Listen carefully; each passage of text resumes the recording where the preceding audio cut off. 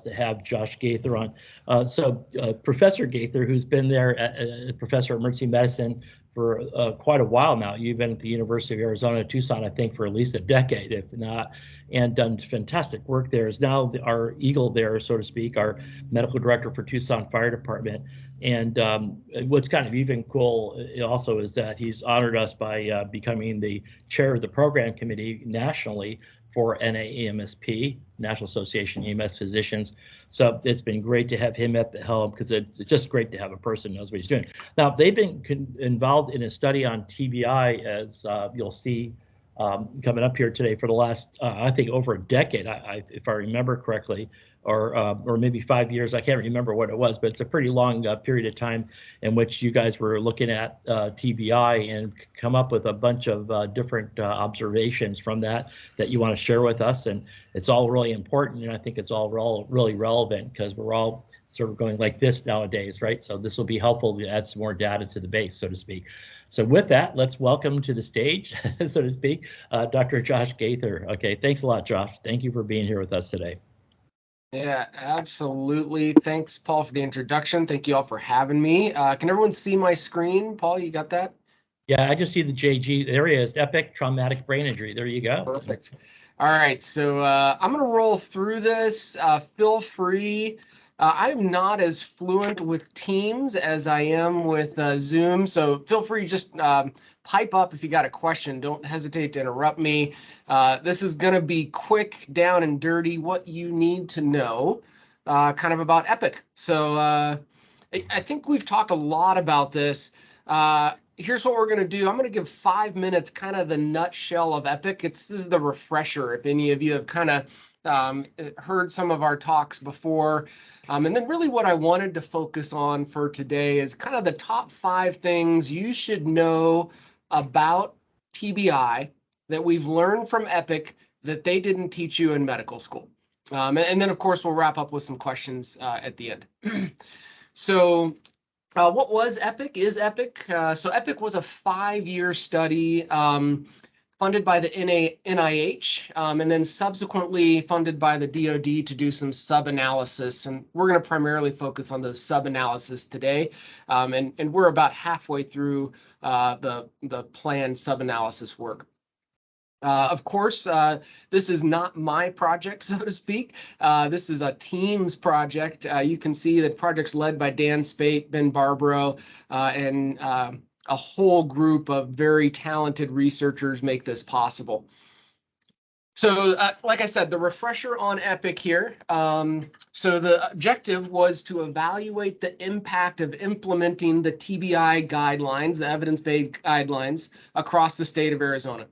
And Arizona is not nearly as big as Florida, but we're not small either. There's 130 EMS agencies. We train 93% of them. And that's over 11,000 EMS providers. So this is a pretty big initiative. And that training occurred over about a 1-year period. So you can more or less think about this as 2 years before, a year of training, and a year after, and 2 years after. What was the training? This is stuff you guys already know, right? Avoid hypoxia, avoid hypotension, and avoid hyperventilation.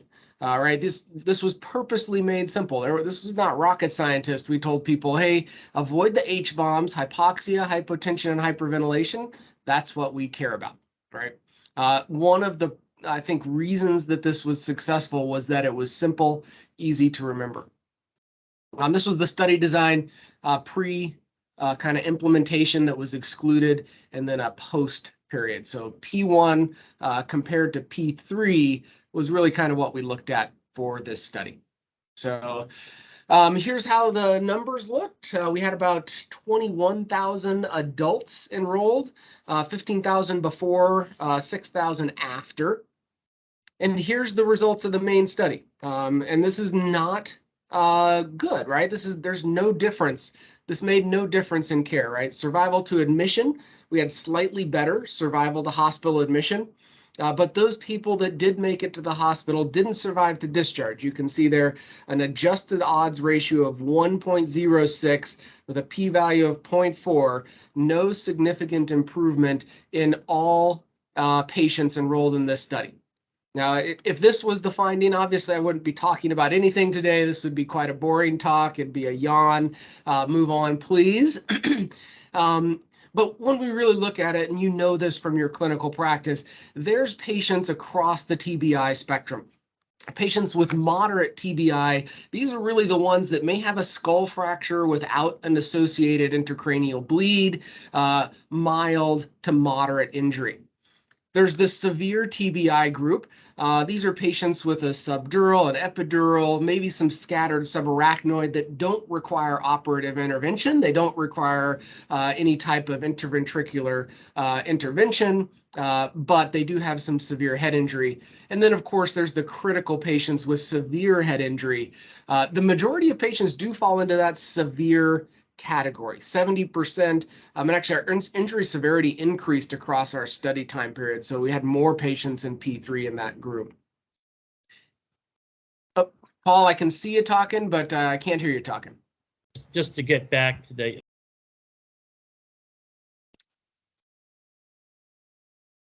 I think we keep losing you. Oh, no.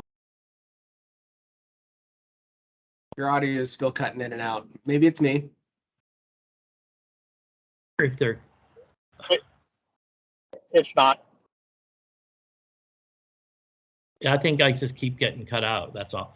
All right. So then, just quickly, I wondered if you go back to the well, you don't have to go back, but just when you had that thing that was called moderate, where would that be sort of in the Glasgow Coma Scale range? Would the severe or the critical, I should say, be under 8, and the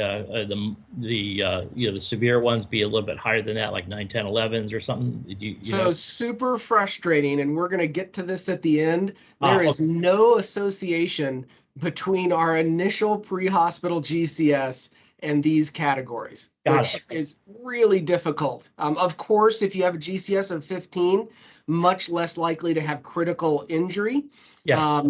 But if you have a GCS of 15, it doesn't rule out critical injury, which is really part of the crux of the problem for all of us who do this in the field day to day. Got it. Thanks. Sorry to interrupt you, but I hope you understand why I was asking that. Absolutely. Very important question. Thank you for bringing it up. And this is really why we care. Here is the adjusted odds of survival if you got treated with the evidence-based guidelines for those with severe TBI. And of course, a 2-fold increase in survival. And among those patients intubated, a 3-fold increase in survival after implementing these guidelines. So let's take a similar look at the kids. So these are children under the age of 18, 3,000 before, 1,000 after, median age 15. And again, same thing. In the full population, no improvement in survival. However, when you look at that severely injured population, there is a significant improvement, a 5-fold increase in survival among that population of children. So really impactful. The bottom line for EPIC and EPIC for children is that evidence-based guideline implementation really does help in the subset of patients with severe head injury. And I think probably most of you that comes to no surprise as you've heard that. And hopefully that's fairly straightforward. What I really wanted to spend the next 10 minutes doing is diving into this, the 5 things that we haven't talked about as much about EPIC that you should know. So the first one is airway. I have to give the disclosure, EPIC did not compare, right, bag valve mask to endotracheal intubation. This is not an airway study. We did compare outcomes among patients with bag valve mask ventilation before to outcomes after, right? And here's what you need to know when we interpret this data. The training we implemented really focused on 2 things. One, we said the airway isn't the solution to this patient, giving them oxygen is. And as a result of that, we had a dramatic increase in the rate of bag valve mask ventilation after, and a decrease in the rate of intubation, right? So focus on oxygenation over airway. And 2, if you do put in that supraglottic, whether it's a King Combi, iGel, you name it, right? Or intubation, preventing hyperventilation, keeping that CO2 at the goal range. And here's what we found, all right? If you had a severe head injury and you had positive pressure ventilation, this is really bag valve mask ventilation, the adjusted odds of survival after implementation of the guidelines was 7.5.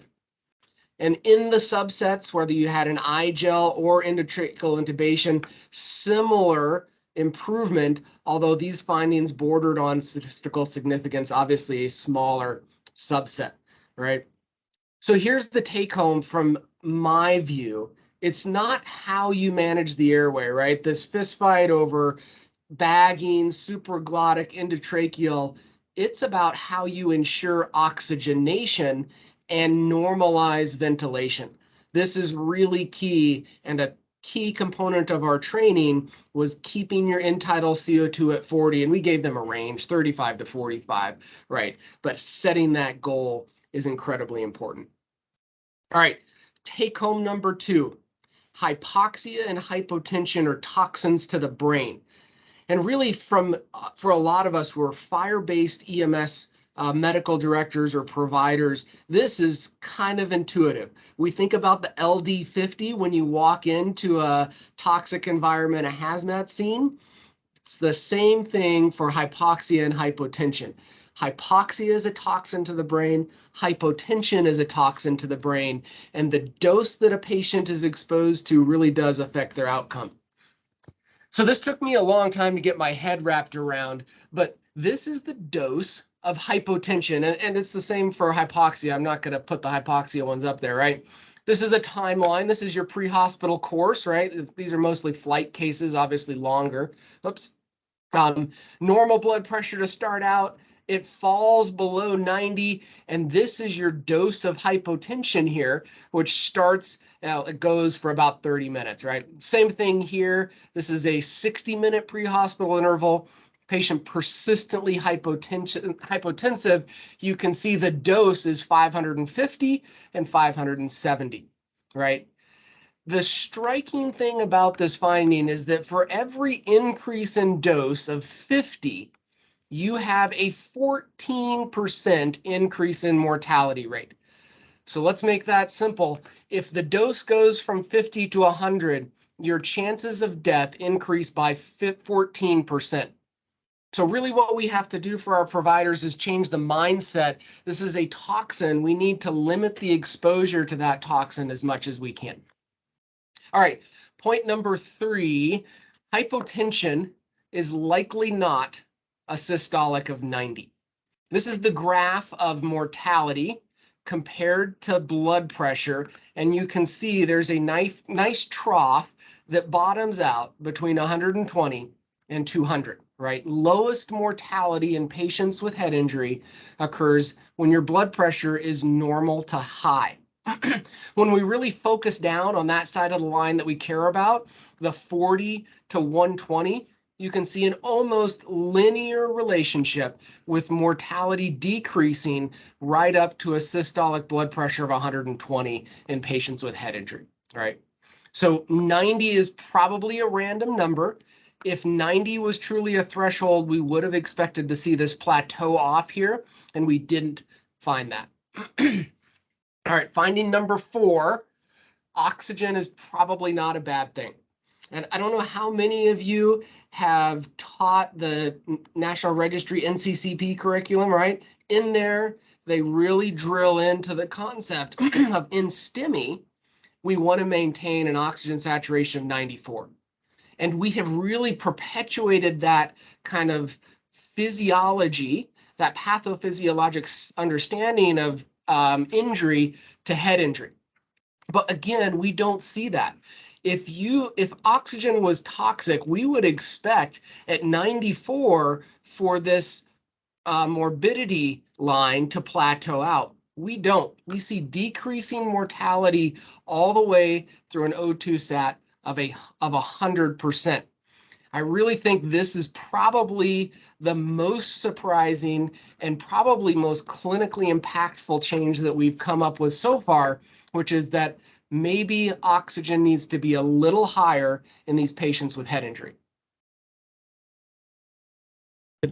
Can I ask you one more question there? Of course. Is this a oxygen that you're measuring by pulse oximeter in the field, or under what period of time is that when you're coming up with that level, or what does that mean? Yep.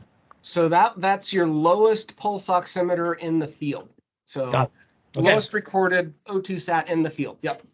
Okay. So for our system, we've changed to this. We want our providers to just give enough oxygen to keep the sat at 100%. So if they're at 95, we give them 2 liters and put them up to 100, just enough to get there. No, not everybody needs a non-rebreather, but just enough to get there. And this is the last one I'll leave you with, which is skills deteriorate for TBI care, just like they do for everything else we do. This is, I apologize, the graph's a little distorted, I don't know why. Early in our post cohort versus late. This is the first 18 months after care compared to the last 18 months after training for EPIC.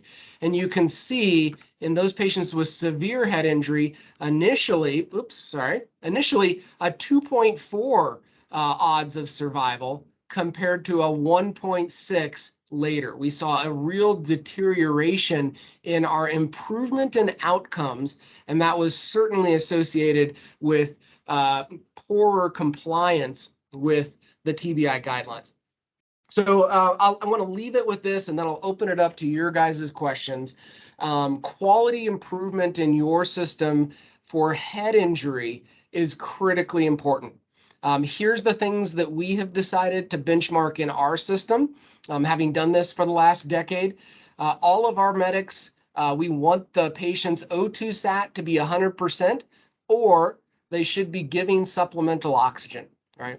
Everyone in our system with a severe head injury, and we define that as a GCS of 14 who has trauma, gets an 18 gauge IV, and everyone with a blood pressure of less than 110 gets a fluid bolus. And we've really chosen this because we want to avoid that toxic effect of hypotension.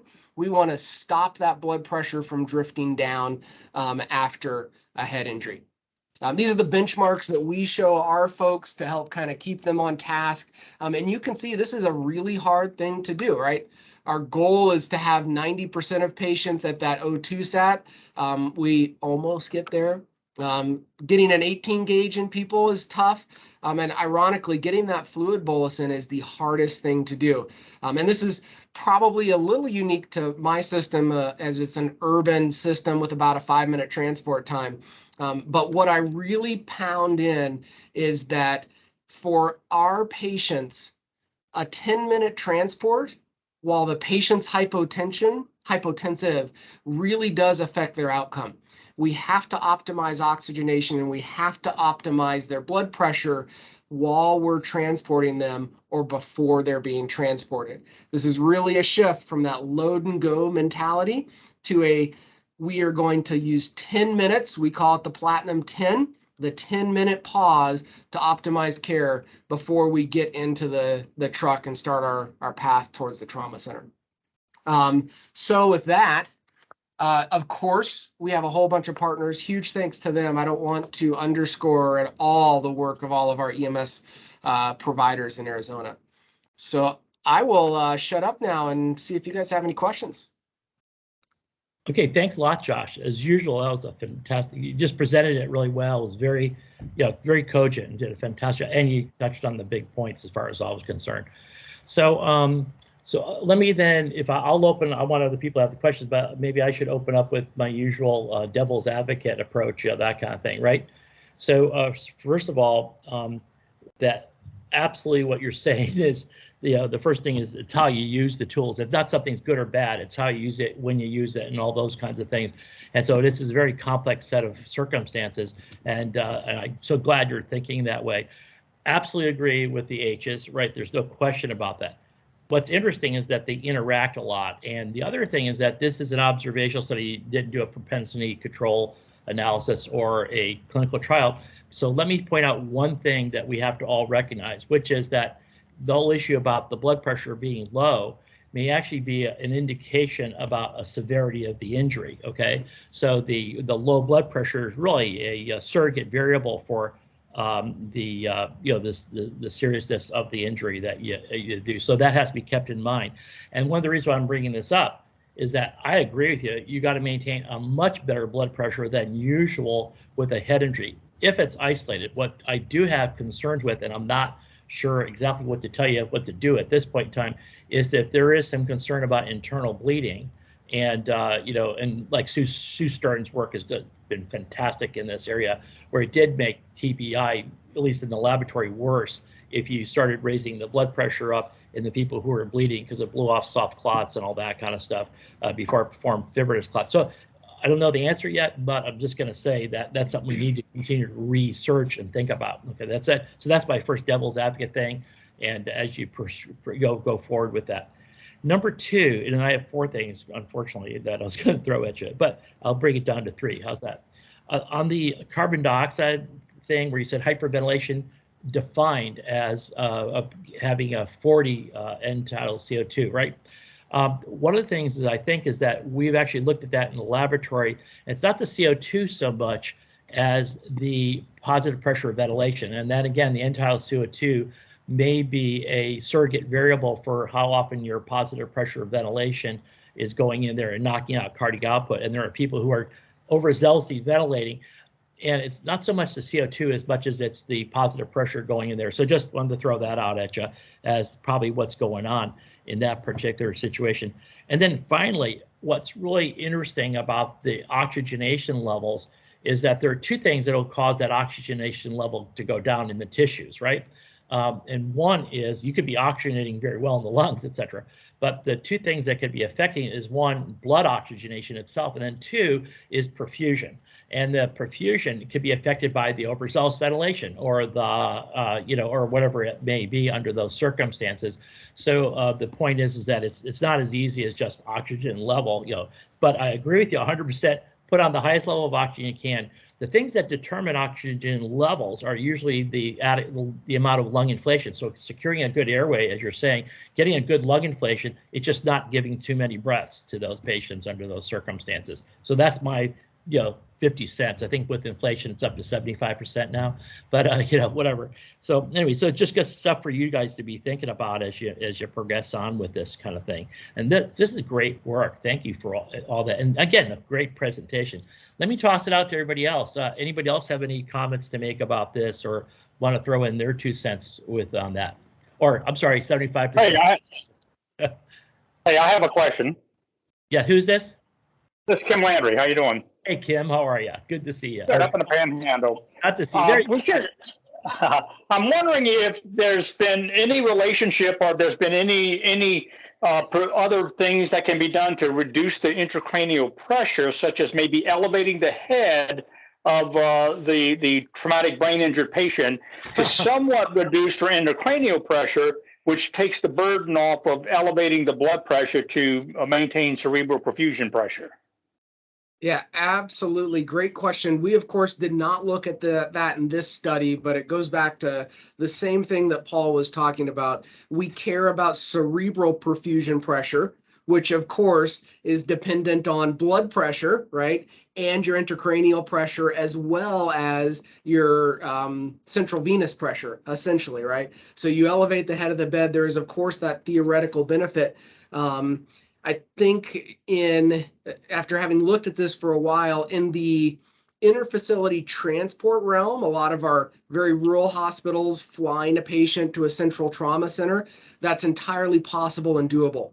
In our urban EMS systems, where our transport time's 5 minutes, it's quite difficult to facilitate. But yeah, I think you're absolutely right. There's the potential for that, and it's really important.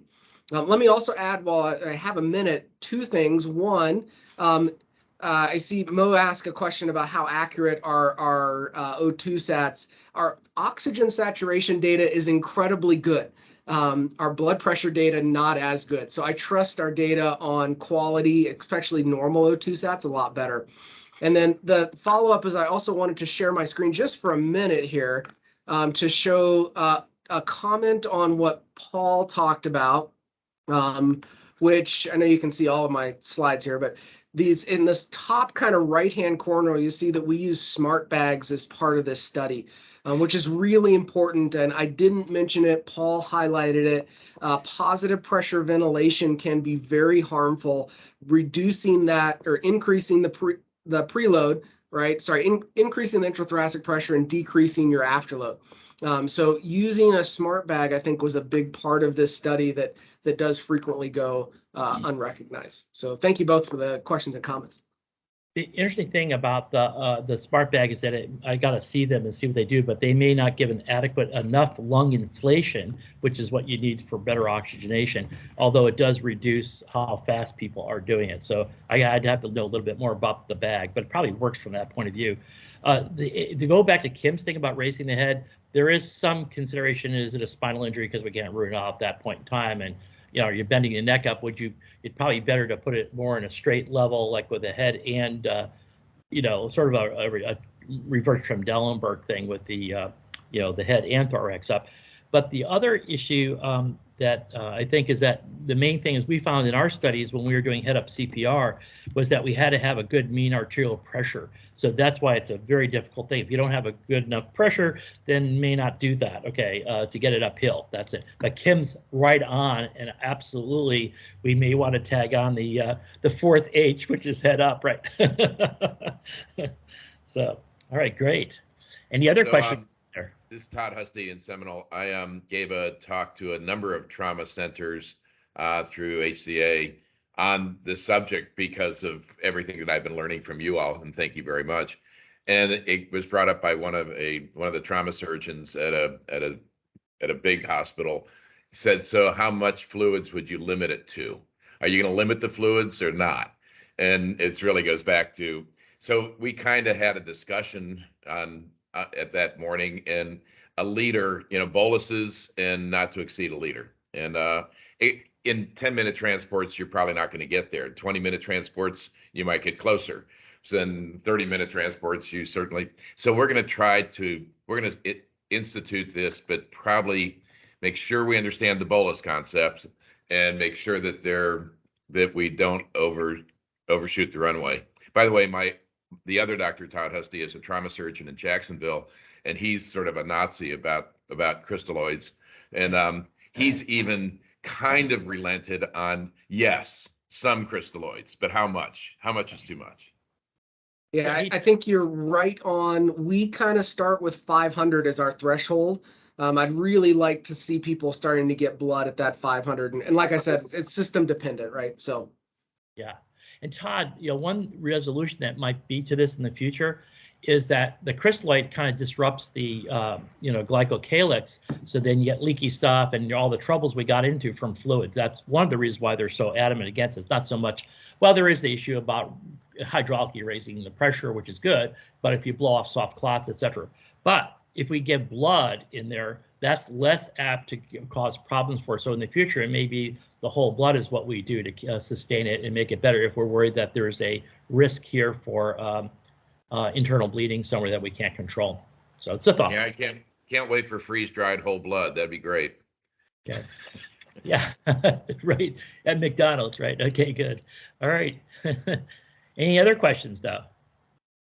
This has been great, by the way. So you want to do if you could come back, you want to do a repeat for it in about a half an hour or 45 minutes? That, Josh? Yeah, works for me. I'm going to be on the next one at a little after 9. So. Yeah, and then I'll do the same, devil's advocate if that's okay, right? So are you okay with everything I said, by the way? Of course, yeah. Okay, good. All right, fantastic. Yeah, I want to not embarrass it or anything like that. I just wanted, that's why I said it's more of a devil's advocate because we don't know the answer, and that's why it's been fantastic. But I'm totally agreeing with all your conclusions there with the sort of the caveats that we were talking about, and so I think this is fantastic. So thank you for all the good work you're doing out there. Okay, so absolutely. Thank you guys for inviting me. Really fun talk. All right, you got to go to another meeting. I'm going to switch over to Eagles. Everybody else, thank you so much for everything.